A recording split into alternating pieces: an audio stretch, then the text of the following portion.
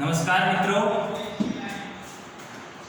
अपन algebra में कल पढ़ा था integral power of an element.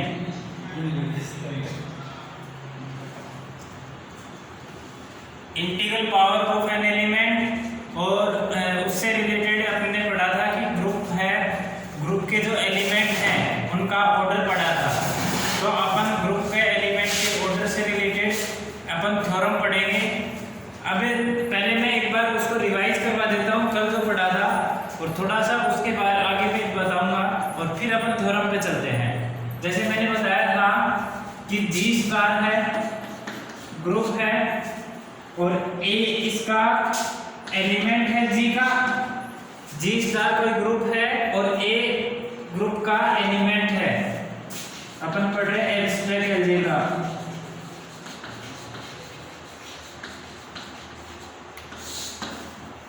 Ji star group है और ए इसका एलिमेंट है, तो ए की जो स्मॉलेस्ट पावर होगी, ए की स्मॉलेस्ट पावर, और ये एन है वो पॉजिटिव इंटीजर बोलो या नेचुरल नंबर या जेड प्लस का मतलब होता है पॉजिटिव इंटीजर, ठीक है। तो ए की power n equal to identity होगा, ए की power n equal to identity है, तो order of a equal to n है, ठीक है। अगर n smallest positive integer, where n is smallest positive integer,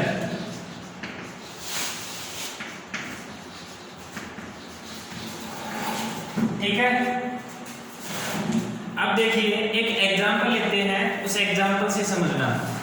मैं लेता हूं Z5 एडिशन मोडुलो 5।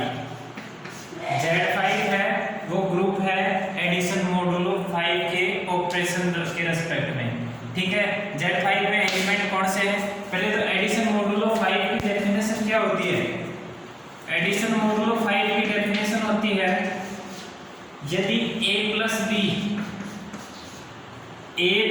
बी ही रहेगा और a प्लस बी अगर लेस देन 5 हो, तो a plus be less than 5 हो तो a प्लस बी ही रहेगा, और a प्लस बी अगर ग्रेटर देन और इक्वल 5 हो तो वो a प्लस बी माइनस 5 हो जाएगा, ठीक है।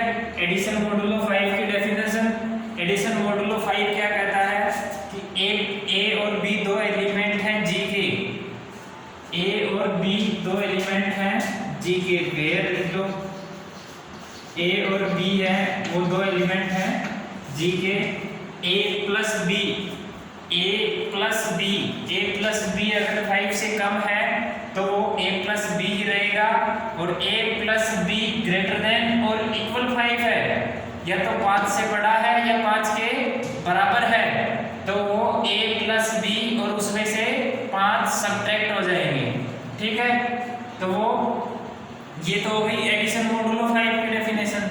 अब अपन इस पे चलते हैं कि Z5 एडिशन मोडुलो 5 है, और Z5 में कौन से एलिमेंट आते हैं?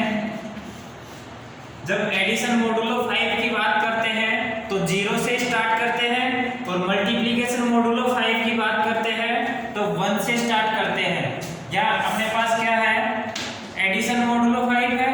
एडिशन मोडुलो 5 के लिए मैंने क्या बताया कि 0 से स्टार्ट करेंगे, और Z5 5 एलिमेंट है इसके पास, तो 0 1 2 3 4 और 5 में लिखेंगे। 5 जब तक कंप्लीट हो जाए वहां रुक जाएंगे, तो 0 1 2 3 4, ठीक है। 5 एलिमेंट हो गए, Z5 हो गया, एडिशन मोडुलो 5 हो गया। अब हमें 1 बाय 1 सभी का ऑर्डर निकालना है, तो ऑर्डर ऑफ 0 क्या होगा? वो 1 होता है हमेशा, क्योंकि 0 is identity element of Z5 addition modulo 5। 0 है इकाई अवयव है Z5 का एडिशन मोडुलो 5 के रेस्पेक्ट में, ठीक है, क्योंकि 0 की पावर 1 इक्वल टू 0, ठीक है। अब देखो 1 का ऑर्डर निकालना है तो 1 की पावर 1 इक्वल टू तो 1 हमें लेके आना क्या है 0, पावर तब तक बढ़ाते रहिए जब तक कि वो आइडेंटिटी एलिमेंट नहीं आ जाए। तो 1 की पावर 1 इक्वल टू 1, 1 की power 2 equal to 1, addition modulo 5 1 plus 5 with addition modulo 5। और मैंने क्या बताया 1 प्लस 1 5 से छोटा है, क्या रहेगा 1 प्लस 1 ही रहेगा, और इक्वल टू लिखेंगे 1 प्लस 1 यानी कि 2, ठीक है। नेक्स्ट देखिए 1 का cube equal to 1 addition modulo 5 1 addition modulo 5 1 plus 1। अब ये देखो 1 प्लस 1 2 एडिशन मोडुलो 5 और 1 2 प्लस 1 5 से छोटा है तो 2 प्लस 1 ही रहेगा, equal to 2 plus 1 equal to 3। Identity के इक्वल नहीं है, नॉट इक्वल आइडेंटिटी, और ये नॉट इक्वल आइडेंटिटी।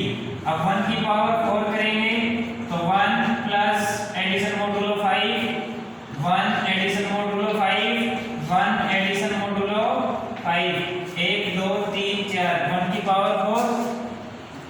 1 की पावर 4 का मतलब यहाँ पे सीधा 1 की पावर 4 इक्वल टू 1 नहीं होता है, ये 1 की पावर 4 मींस 1 उतने टाइम ऑपरेट होगा जितना ये बाइनरी ऑपरेशन।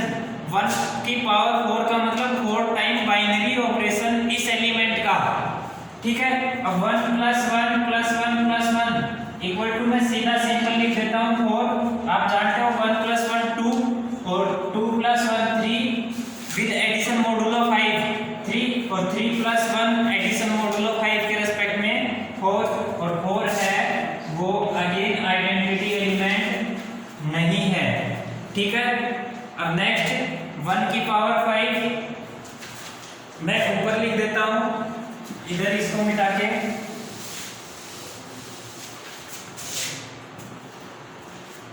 1 की power 5 equal to 1 addition modulo 5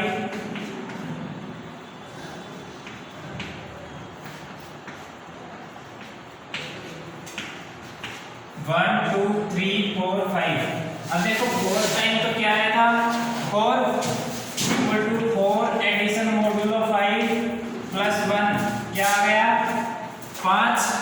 a plus b greater than और इक्वल 5 हो तो a प्लस b माइनस 5 तो 5 4 प्लस 1 5 माइनस 5 इक्वल टू 0, यानी कि 1 की पावर 5 क्या आ गया 0 और 1 क्या है यहाँ स्मॉलेस्ट है, this implies order of 1 equal to 5 आ गया, ठीक है। सिमिलरली 2 का ऑर्डर निकाल सकते हैं, 3 का ऑर्डर निकाल सकते हैं, 4 का ऑर्डर निकाल सकते हैं। देखिए मैं 1 का ऑर्डर निकाल के बता देता हूं, और 2 की power 1 2 not equal to identity, 2 की पावर 2 एडिशन मोडुलो 5 2 प्लस 2 4 और 4 है वो 5 से छोटा है तो 2 प्लस 2 ही रहेगा 4, ये नॉट इक्वल आइडेंटिटी है। 2 की power 3 2 addition modulo 5 2 addition modulo 5 2 plus 2 4 और 4 प्लस 2 6 तो 6 माइनस 5 6 क्या है 5 या 5 से बड़ा है, 5 या 5 से बड़ा है तो उसमें से 5 सब्ट्रैक्ट करेंगे तो 6 माइनस 5 इक्वल आ गया 1, जो आइडेंटिटी के इक्वल नहीं है। अब नेक्स्ट देखिए 2 की पावर 4 2 प्लस 2 प्लस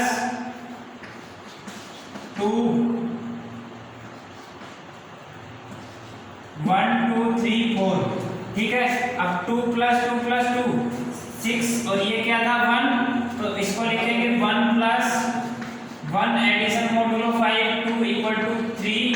ये अगेन आइडेंटिटी के इक्वल नहीं है, तो यहाँ से भी अपन ऑर्डर नहीं बता सकते। नेक्स्ट 2 की power 5 2 addition modulo 5 2 addition modulo 5 2 addition modulo 5 2 addition modulo 5 2 1 2 3 4 5। अब देखो 2 रेज़ टू पावर 4 3 था, 3 एडिशन मोडुलो 5 2 इक्वल टू 5 और 5 माइनस 5 क्या आ गया 0। This is identity element, this implies order of 2 equal to 5 because 5 is smallest positive integer. 2 smallest positive integer है, इसलिए 2 का ऑर्डर 5 होगा। अब देखो 2 का ऑर्डर 5 आ गया। अब अपन ये ऐसा बता सकते हैं कि 2 रेज़ टू 5 अगर आइडेंटिटी है, आइडेंटिटी यानी 0 है, तो 2 raise to power 7 2 raise to power 8 ये क्या आएंगे, क्या कभी वापस से ये रिपीट करेगा?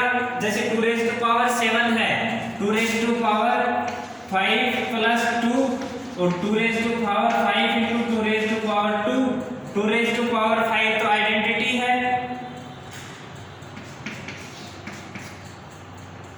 2 रेज़ टू पावर 5 आइडेंटिटी, तो e एडिशन मोडुलो 5 और 2 रेज़ टू पावर 2 यानी कि इसको e को 0 लिख लो, 0 addition modulo 5 2 raise to power 2 2 raise to power 2 4 है, तो equal to 0 addition modulo 5 4 equal to 4 आ गया। ठीक है, 2 रेज़ टू पावर 7 4 आ गया, 2 raise to power 8 2 raise to power 8 1 के इक्वल आ जाएगा और 2 रेज़ टू पावर 9 3 के इक्वल आएगा और 2 raise to power 10 again identity यानी कि 0 के बराबर आएगा। देखो अब देखो 2 रेज़ टू पावर 10 यहाँ से 0 आ गया, तो अपन यहाँ से बता सकते हैं क्या कि ऑर्डर ऑफ 2 है वो 10 के इक्वल होगा। 2 रेज़ टू पावर 10 आइडेंटिटी है, तो यहाँ से अपन कह सकते हैं कि ये 2 का ऑर्डर है वो 10 के इक्वल होगा, वो 10 के इक्वल नहीं होगा। Order of 2 does not equal to 10 because 10 is not smallest positive integer. 10 है वो सबसे छोटा पॉजिटिव इंटीजर नहीं है, इसलिए यहाँ पे 2 का ऑर्डर 10 नहीं होगा। हम पहले ही निकाल चुके 2 का ऑर्डर 5 है। ठीक है, यहाँ से समझ में आया। अब मैं यहाँ से एक रिजल्ट और बताता हूँ आपको कि 2 का ऑर्डर यहाँ से 5 है, लेकिन 5 का मल्टीपल कोई पॉजिटिव इंटीजर आए तो उस पावर पे हमेशा आइडेंटिटी एलिमेंट देता है। अब जैसे 2 रेज़ टू पावर 5 क्या था आइडेंटिटी, अब मैं ये कहूँ 2 रेज़ टू पावर 10 आपने यहाँ निकाला वो भी आइडेंटिटी है। 2 रेज़ टू पावर 15 वो भी आइडेंटिटी आएगा, 2 रेज़ टू पावर 20 वो भी आइडेंटिटी आएगा। दिस इंप्लाइज हम क्या कह सकते हैं 2 raise to power 5 into p equal to identity होगा if p is positive integer यानी कि natural number. 2 raise to power 5 p is equal to identity होगा या जहां p है वो पॉजिटिव इंटीजर होगा या नेचुरल नंबर होगा। ठीक है, अपन यहाँ से एक रिजल्ट निकल के आ गया। अब अपन इसी से रिलेटेड थ्योरम करेंगे। उसी थ्योरम को बताने के लिए मैंने इतनी सारा ये एग्जांपल्स का लेके मैंने आपको समझाया है। ठीक है, अब देखना आप वो थ्योरम अपने आप ही आपके समझ में आ जाएगी और आप खुद ही बोलोगे कि ये थ्योरम तो हम खुद ही कर लेंगे। ठीक है, अब मैं थ्योरम लिख देता हूं।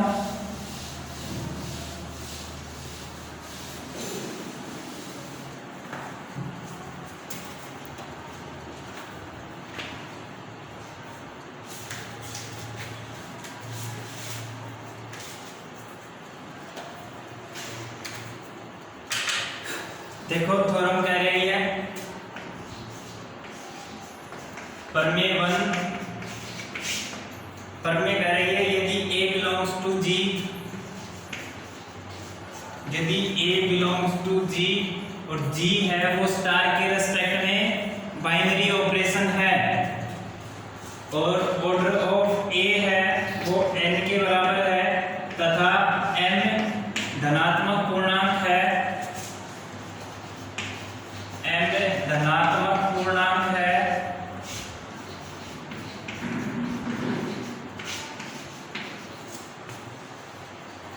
तो A की power n equal to identity यदि और केवल यदि if and only if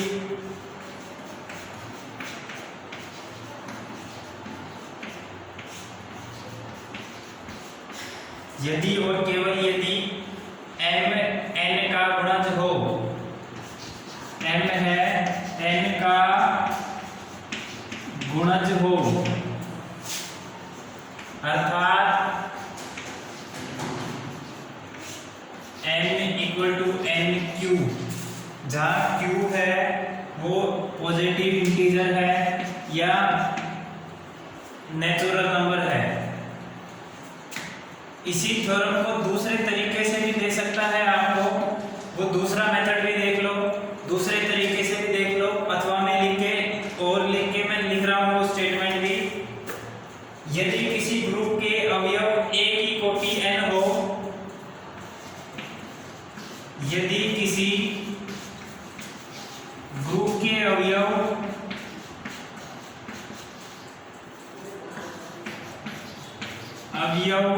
A की कोटि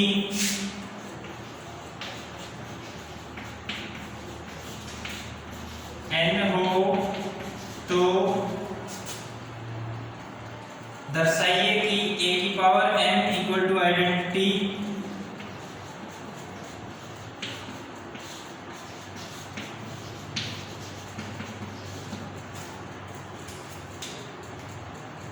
होगा यदि और केवल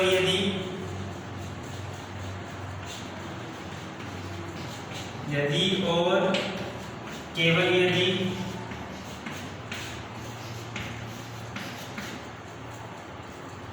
m n का गुणज हो।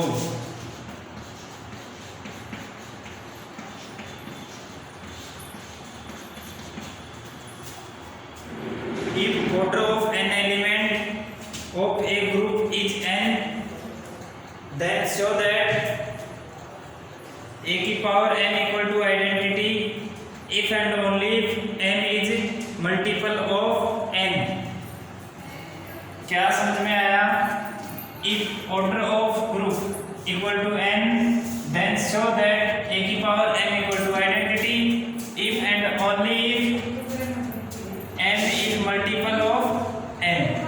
ठीक है, अब से प्रूफ देखिए।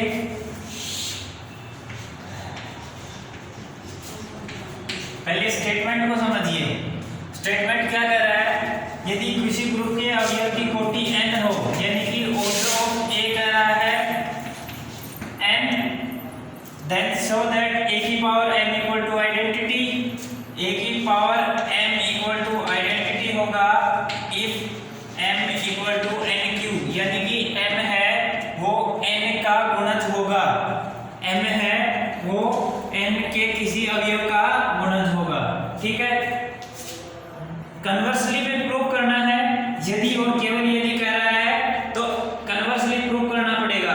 पहले तो A की power m equal to identity है तो m को n का गुणज बताना पड़ेगा, और दूसरा कन्वर्सली में बताएंगे m equal to n q है, देन शो करना है कि A की power n equal to identity होगा।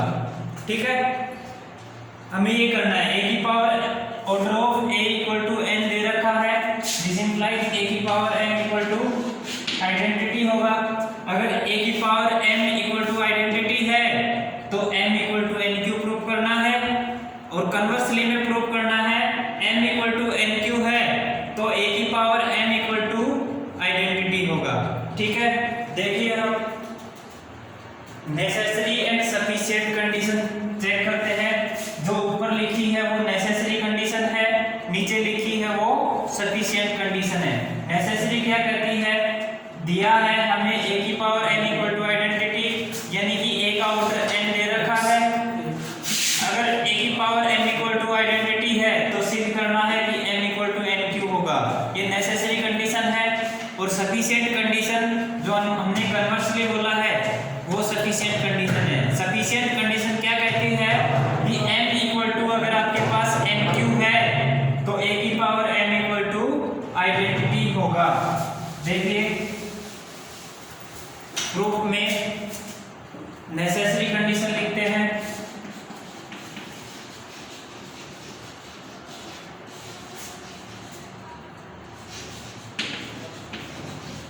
प्रतिबंध की पर्याप्तता, नेसेसरी कंडीशन में क्या लिखना है, दिया है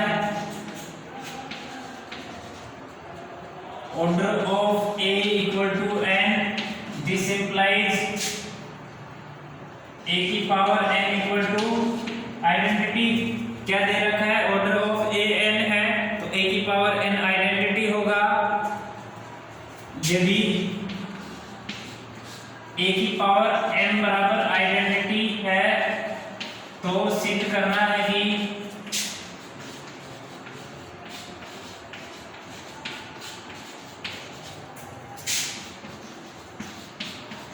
n का गुणज होगा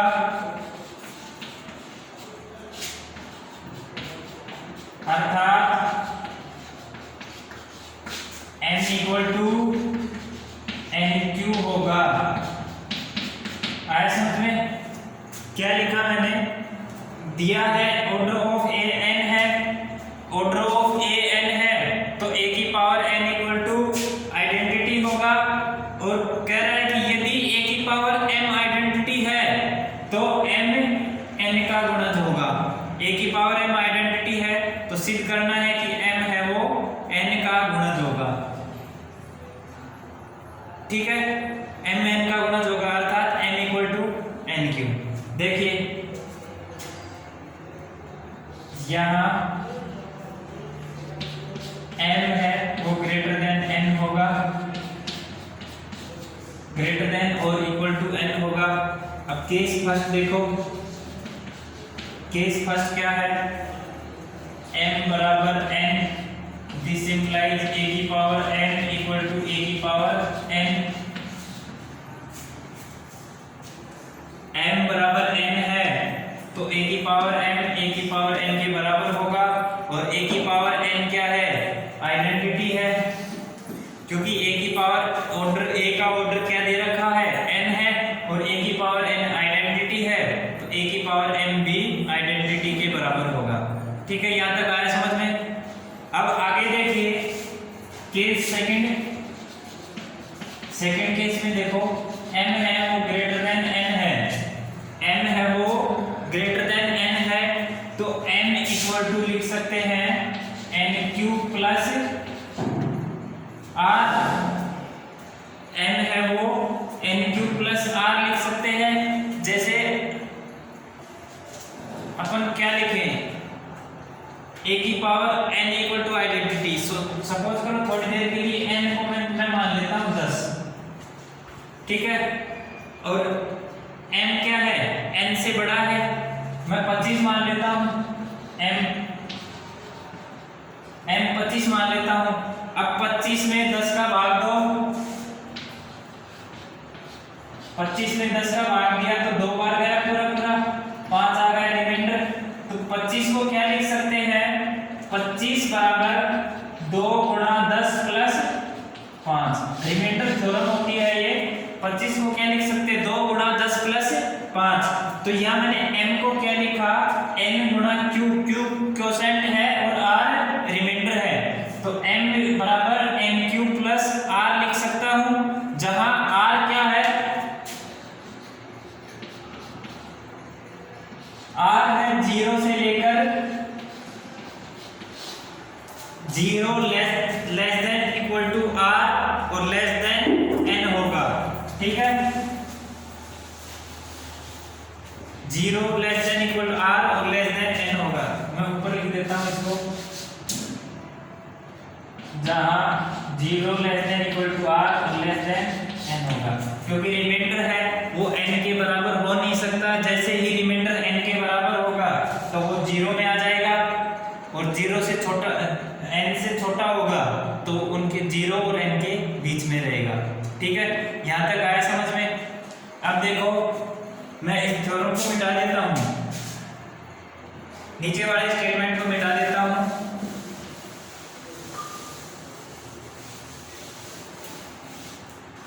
देखिए अपने को दे रखा है, ये आ गया अपने पास n equal to n q plus r. अब आप जानते हो किसी की भी पावर, जब बेस समान होता है तो पावर समान होती है, बेस समान होता है तो पावर समान होती है, और पावर अगर समान है तो उनका बेस भी समान हो जाता है। तो हमने पास a की पावर n आइडेंटिटी है, तो इनको भी a की पावर में लिख दें। तो a की power n equal to n q plus r। इसको देखिए एक बार मैं ऐसे समझाता हूँ, 2 की पावर 10 है, 2 की पावर 10 के बराबर 2 की पावर 50। मैंने क्या लिखा, 2 की पावर 10 के बराबर 2 की पावर 50। तो k की वैल्यू निकालनी हो तो क्या करते थे, 10 के बराबर 50 लिखते थे। ये ऐसा क्यों लिखते थे, क्योंकि दोनों का बेस समान होता है। जब बेस समान होता है तो पावर इक्वल हो जाती है, और अगर पावर इक्वल है तो बेस को लिख सकते हैं। अब देखिए यहाँ से दोनों को बेस समान है तो पावर इक्वल है, तो अब मैंने दोनों ये इक्वेशन फॉर्म में है m equal to n q plus r, तो किसी की भी पावर लगा सकता हूँ मैं। अब a की पावर लगा दी, क्योंकि हमें चाहिए था a, तो a की पावर लेफ्ट साइड में और a की पावर राइट साइड में, तो a की power m equal to a की power n q plus r लिख दिया। अब यहां से देखिए हमारे पास गिवन क्या है, a की पावर n क्या है, आइडेंटिटी है, और सिद्ध करना है m है वो n का गुणज होगा। तो a की पावर n तो आइडेंटिटी हो गया, a की पावर m आइडेंटिटी हो गया, और इसको लिख सकते हैं a की power m Q dot a की पावर r, ये आइडेंटिटी है, और इसको a की power n power q into a की पावर r, और a की पावर n आइडेंटिटी, चूंकि a की पावर n बराबर आइडेंटिटी है तो e की पावर q डॉट a की पावर r, और e की पावर q होता है e डॉट a की पावर r, और e बराबर हो गया a की पावर r।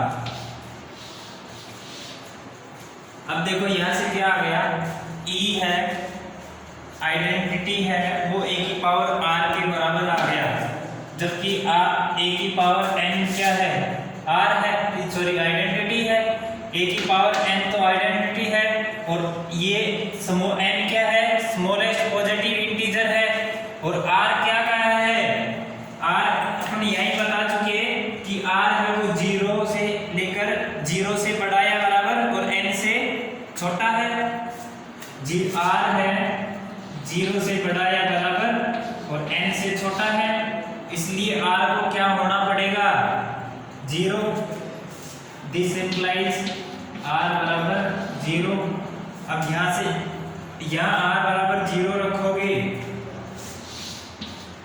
यहाँ अगर r बराबर 0 रखोगे, देखो m equal to n q plus r है, r बराबर 0 रखा तो m बराबर एन क्यू हो गया, इसलिए यहाँ m है n का गुणज है,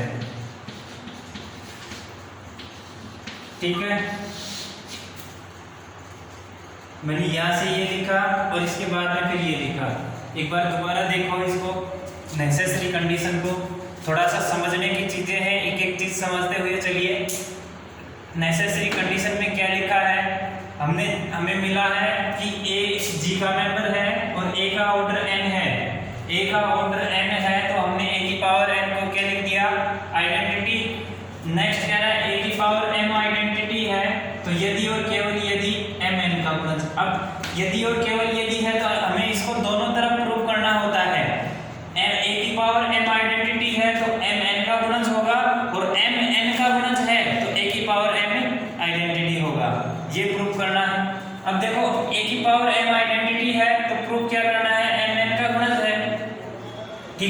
करना है।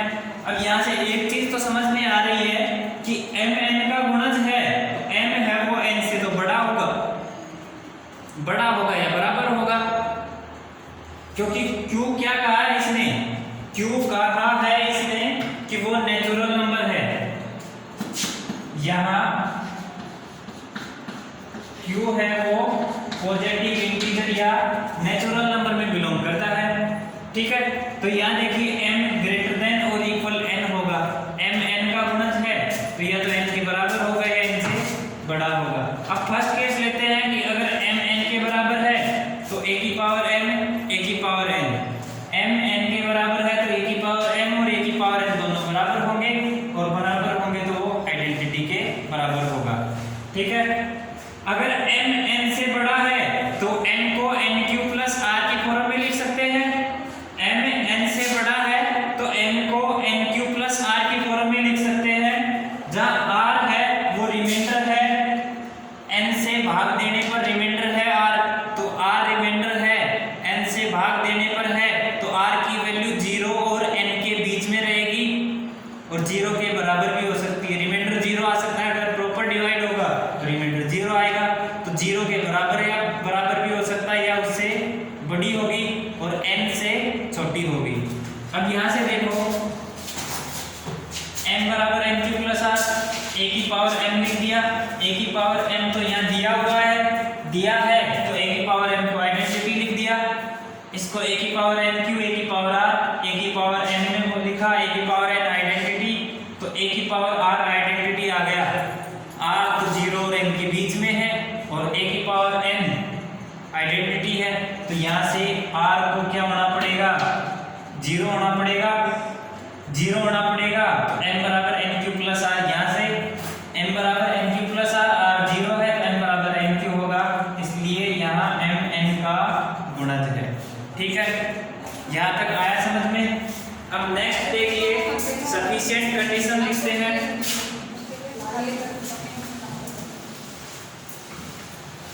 सफिशिएंट कंडीशन लिखते हैं अपन,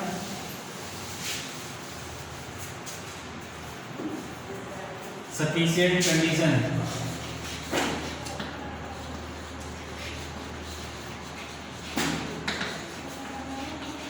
या आप लिख सकते हो कन्वर्सली, कन्वर्सली में क्या लिखेंगे, यदि m n का गुणांक है